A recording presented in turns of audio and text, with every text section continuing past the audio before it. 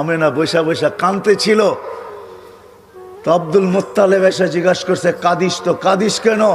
আবু তালেব চলে আসছে, চাচারা কেন কাঁদিস? তো বলছে, আব্দুল্লাহ নাই থাকলে ছুইটা খেলনা নিয়ে আসতো। আমার মনে হয় আল্লাহ কানে কানে বলতেছিল যে আব্দুল্লাহ নাই, খেলনা নিয়ে আসতো।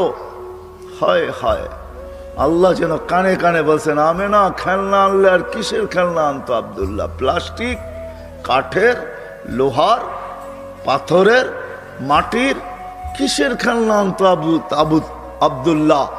আরে সূর্য ডুবতে দে, মাত্র উঠলো, ডুবতে দে, আমার বন্ধুর কাছে আমি চাঁদকে খেলনা বানায় পাঠাই দেব। সূর্য যখন বিকালে ডুবে গেছে, আব্দুল মুত্তালেব আবু তালেব বলতেছেন, চাচা বাতিজা তোরে বাইরে শোয়াইতে দেরি করি নাই, তোকে শোয়াইতে দেরি, বাদাল কামরু আইয়াদনু, চাঁদ